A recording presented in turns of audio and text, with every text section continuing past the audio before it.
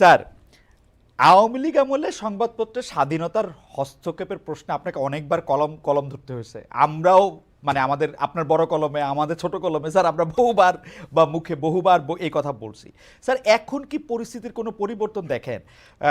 যারা 15 বছর যারা সুবিধা নিছে তাদের জায়গায় কি স্যার আপনি একটা নতুন গোষ্ঠী দেখেন না, যারা কথায় কথায় ফেসিবাদের পক্ষে, জুলাই আগস্টে কই ছিলেন এরকম একটা ট্যাগ দেয়? স্যার ইন্টারেস্টিং, আমার ব্যাপারটা একটু স্যার বলি। আমি ডয়েচে ভেলে থেকে চলে আসবো, আমাকে বাধ্যতামূলক ছুটি কাটাতে হইতেছে। সেই বাধ্যতামূলক ছুটির মধ্যে থেকে, কারণ আমার তো আর ছুটির জন্য মানে আর সময় দিতে পারবে না, আমি চলে আসবো। সেই সময়ের মধ্যে 26 তারিখ পর্যন্ত, 26শে জুলাই পর্যন্ত 4টা অনুষ্ঠান কইরে আমি দেশে গেলাম। ক্রোয়েশিয়া গেলাম 1 তারিখে, আবার ফেরত নিয়ে আসা হয়েছে ডয়েচে ভেলেতে 2 তারিখ 3 তারিখে। ওইটা আবার আমি এক জায়গায় বলছি, এখন হচ্ছে ট্যাগ আপনি আন্দোলনের সময় কোথায় ছিলেন। একটা প্রশ্ন করার জন্য 5টা ট্যাগ স্যার, এবং একই শেখ হাসিনা স্টাইলে। এটা সংবাদ মাধ্যমের ক্ষেত্রে স্যার আপনি জানেন, সংবাদ টেলিভিশনের মধ্যে ঢুইকা এই 5 জনের বাদ দিতে হবে, এই 10 জনের বাদ দিতে হবে, এই কথাও এখন আর বলা যাবে না। স্যার এইটাকে স্যার আপনি কেমনে দেখেন স্যার? মানে এইটা কিরকম জায়গায় এটা যাচ্ছে স্যার বা ঘটতেছে? সব ঘটনাই প্রীতিকর ঘটছে তা না। আমি ব্যক্তিগত বিষয়গুলোর মধ্যে যাব, সেটা আপনার বা আমার জারি হোক। প্রশ্নটা হচ্ছে যে, এবং এই ধরনের প্রশ্নটা আমার খুব পছন্দের প্রশ্ন, কোথায় ছিলেন কি, এটা কে কোথায় ছিল সেটা তার ভূমিকা দিয়ে বোঝা যাবে, গেছে। এটা আপনি খুঁজে বের করুন। মানে আমাকে কেউ যদি বলে কোথায় ছিলেন, তো কোথায় ছিলাম এটা আপনি খুঁজে বের করুন, আমি কোথায় ছিলাম সেটা তো প্রশ্ন। প্রশ্নটা হচ্ছে যে আপনি যে পরিস্থিতির কথা বলছেন, সেই পরিস্থিতিটা হচ্ছে যে বিভিন্ন রকম অপ্রীতিকর ঘটনাগুলো ঘটছে, যেগুলো স্বাধীন সাংবাদিকতার জন্য হুমকি হয়ে উঠছে, তাই তো? তো সেটা উদ্বেগজনক। আবার একটা ইতিবাচক দিক আছে, এই যে আমি বলে ফেলতে পারলাম বাংলাদেশের মধ্যে মানুষ বলতে পারছে যে এই পরিস্থিতি হচ্ছে। 2 বছর আগে তো সেটা বলা যেত না, না 6 স্যার, মাস আমরা আগে তো তো সেটা বলছি বলা যেত স্যার। না। স্যার এই 2 বছর আপনি আগে বলা বলেছেন। যাচ্ছে এই কথা তো ঠিক না স্যার, আমরা তো বলছি। মানে স্যার না আপনার না না সামনে না, রেখে স্যার আমরা খালেদ বলছি যে এই খালেদ প্রধানমন্ত্রী না, সমালোচনা করতে হবে। এই প্রধানমন্ত্রী কি সমালোচনা উঠবে নাকি?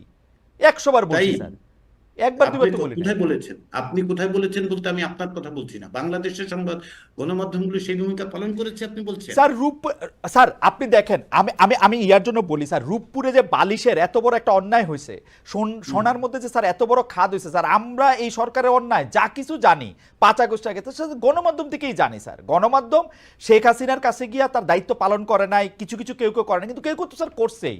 এই ঢালা অভিযোগ তো দেওয়া যাবে না যে গণমাধ্যম কিছু করে নাই। স্যার আপনাকেও যখন স্যার আমি আগে ইন্টারভিউ করছি, আপনি যখন স্যার লিখছেন, আপনি তো স্যার প্রথমত লিখছেন, কোনটা আপনি লিখেন না আপনি স্যার বলেন স্যার শেখ হাসিনার কোনটা আমলে? লিখে নেই আপনি জানতে চান? জি স্যার বলেন তো স্যার, খালেদ জানতে চান? বলেন তো স্যার। আমার একটা বই আছে অটোক্রেটাইজেশন সম্পর্কে, যেটা বাংলাদেশের কোনো পাবলিশারের পক্ষে ছাপা সম্ভব হতো না, যেটা রাকলিস থেকে ছাপা হয়েছে 2019 জুলাই মাসে, voting in a hybrid regime. G sir.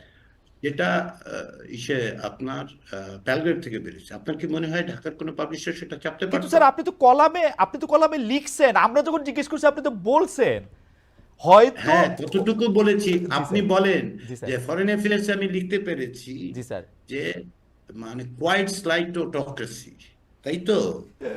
আপনি বলেন তো আমাকে, ডেইলি স্টার বলেন, সান বলেন, অমুক বলেন, তমুক বলেন, ছাপতে পারতেন? আমি পারিনি। আপনারা পেরে থাকতে পারেন, আমি পারি নাই। আমাকে ফরেন অ্যাফেয়ার্সে লিখতে হয়েছে, আমাকে ডিপ্লোম্যাটে জানুয়ারি মাসে লিখে দেখাতে হয়েছে যে ওয়েপনাইজেশন অফ জুডিশিয়ারি কিভাবে ওয়েপনাইজ করা হয়েছে।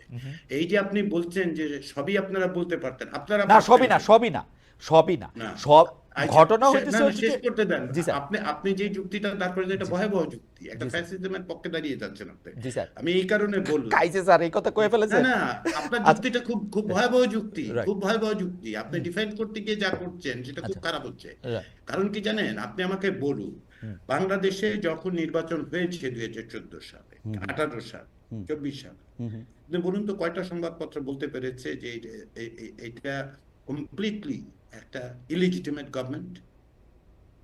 আমাকে একটা উদাহরণ দিন। না। আপনি গত বছর অক্টোবর মাসে তৎকালীন প্রধানমন্ত্রী বলে পরিচিত যে যিনি ছিলেন, তার কোন ছবিটা ছাপা, কোন সংবাদপত্র তার ছবি প্রথম পাতায় ছাপে নাই বলুন তো? বলুন আমাকে। Right sir. আমাকে বলতেছেন তো যে গণমাধ্যম ভূমিকা পালন করেছে। না আমি স্যার, এবং মোহাম্মদ গ- সাজ্জাদুর, আ- না না শেষ করতে দিন, মোহাম্মদ সাজ্জাদুর রহমান মিলে বছর তিনেক আগে গণমাধ্যমের উপর হুকুমত মিডিয়া বলে স্টাডি করে হুম, দেখিয়েছি হুম। কিভাবে স্বার্থের কারণে সংশ্লিষ্ট হয়ে সংবাদপত্র গণমাধ্যমগুলো কি ভূমিকা পালন করছে, না স্যার বুঝতে সেইটা, পেরেছেন? স্যার আপনি সেইটা ডেইলি কে, স্টারের দুটো কলাম লেখাকে যদি আপনি গণমাধ্যমের স্বাধীনতা বলে বিবেচনা করেন, না স্যার আমি গণমাধ্যমের তো স্বাধীনতা, হবে। স্যার আমি গণমাধ্যমের স্বাধীনতা হিসেবে বিবেচনা করতেছি না স্যার। আমি আপনাকে আবার প্রশ্নটা বলি স্যার, আপনি আমাকে ওই ফেসিবাদের পক্ষে টক্ষে বললে তো আমার ভয়াবহ অবস্থা। আমি বলি স্যার, আওয়ামী লীগ আমলে সংবাদ মাধ্যমের স্বাধীনতায় হস্তক্ষেপ ছিল, যেটার কথা স্যার আপনি লিখছেন, অসংখ্য লোক স্যার লিখছেন, আমরা এটা প্রমাণের প্রমাণ দিতে পারবো স্যার। আপনি যেটা বললেন প্রথম পাতায় শেখ হাসিনা থেকে শুরু করে সে মানে শেখ হাসিনার আমি আমি আমি এগুলি স্যার লম্বা তালিকা দিতে চাই না, মানে এমন কিছু নাই যে যেটা হয় নাই। আমাদের প্রশ্ন স্যার, আপনি পরিস্থিতির পরিবর্তনটা দেখেন কিনা স্যার, আমি খুব আগ্রহ নিয়ে। পরিবর্তনটা দেখতে, হ্যাঁ পরিবর্তন দেখতে পাই। জি স্যার। তার অর্থ এই নয় যে পরিবর্তন 180 ডিগ্রি হয়ে গেছে এবং সমস্ত রকম স্বাধীনতা প্রতিষ্ঠিত, আমি কিন্তু তা বলছি না। জি স্যার। কিন্তু পরিবর্তনটা দেখতে পাই যে যখন এই পরিস্থিতিগুলি তৈরি হয়েছে, হুম, হুম, আপনি বলুন যে এই যে এখন কিছুক্ষণ আগে বলুন কি গোয়েন্দা সংস্থার ভূমিকা নিয়ে কে যেন অভিযোগ করেছে, হুম, তো গোয়েন্দা সংস্থার ভূমিকাগুলো কি তখন ছিল না? হুম। ছিল তো, তাই তো? তখন কতটা বলতে পেরেছে দেশের মধ্যে, সেটা আপনাকে বিবেচনায় রাখতে হবে। এই গোয়েন্দা সংস্থার উদ্যোগে কোনো পত্রিকা দখলের ঘটনা ঘটে নাই। ঘটছে, ঘটছে। টেলিভিশন দখল, আপনি কি তখন লিখতে পেরেছেন? আপনি পেরেছেন কিনা আমি জানি না, আপনি বলতে আমি বাংলাদেশের কোন গণমাধ্যম লিখতে পেরেছে যে হয় কি, ব্যাংকগুলো গোয়েন্দা সংস্থাদের দ্বারা ইসে হচ্ছে, না বন্দুক উঁচিয়ে শেখ দখল করা হাসিনার, হচ্ছে? স্যার আমার দুর্ভাগ্য যা শেখ হাসিনার আমলের সাথে যদি আমাদের এখন তুলনা করতে হয়, তাহলে তো আপনি স্যার, শুরু করেছেন না না খালিদ, আমি আপনি শুরু করিনি শুরু স্যার। করেছেন। আমি আমি বলতে চাইছি যে স্যার, না হাওয়েভার স্যার, এইটা খালিদ, এটা আপনি এটা যখন বললেন, দাঁড়া খালেদ, আপনি দাঁড়া যখন দাঁড়া, বললেন, শেখ হাসিনার আমলের সাথে তুলনা করলে এইটা আমি মানে এইটা আমার মানে আমার তাহলে এই তুলনা যদি আমি শুরু করে থাকি, কিন্তু এই তুলনা খালেদ আমি শুরু করে আপনি থাকলে সেটা আমি করতে চাই না না স্যার। না খালেদ, আপনি যখন বললেন যে শেখ হাসিনার আমলে আমরা লিখতে পারিনি অমুক তমুক, আপনি কি পরিবর্তন দেখতে পান? হুম, এখনো তো এই অবস্থা হচ্ছে। হুম, এইটাই কম্পারিজন, ওকে, অ্যানালজিটা হচ্ছে এই ক্ষেত্রে কম্পারিজনের ওকে জায়গায় গিয়ে স্যার। দাঁড়িয়েছে। আমি খালি এই জায়গাটা স্যার, এইটা আমার কাছে আফসোসের মতো লাগে, যখন মতিউর রহমান চৌধুরী ভাই, যেই মতিউর রহমান চৌধুরী ভাই মানবজমিনের সম্পাদক, তাকে আসলে শেখ হাসিনার শেষ সময় কোনো টেলিভিশন তাকে, উনি একটা অনুষ্ঠান উপস্থাপনা করতেন স্যার, ওইটা তো উপস্থাপনা করতে দেয় হয় নাই, কোনো টেলিভিশনে উনি আসলে যাইতে পারতেন না, মানে বাংলাদেশের টেলিভিশনগুলি। উনি এখন বলতেছেন যে এই উপদেষ্টারা সবাই কি ফেরেস্তা, তাদের বিরুদ্ধে কোনো একটা পত্রিকায় কোনো কিছু লেখা হয় না কেন। স্যার আমাদের সময় শেষ, প্রডিউসার বলতেছে সময় শেষ, এইটা নিয়ে স্যার আপনি একটা মন্তব্য শুনে আমরা শেষ করি আজকে স্যার। না কেউই ফেরেশতা নয়, সেটা হতেই পারে। সমালোচনার জায়গাটা অবশ্যই থাকতে হবে। কেউ যদি সমালোচনার কথা ক্ষেত্রে বাধা দেয়, আমি তার প্রতিবাদ করি। আমি তো বলছি না যে পরিস্থিতি একেবারে সোনায় সোহাগায় পরিণত হয়েছে, বিভিন্ন রকম সমস্যা তো আছে এবং সংবাদপত্রগুলো অকস্মাৎ গণমাধ্যমগুলো স্বাধীন হওয়া খুব সম্ভব বলে আমার মনে হয় না।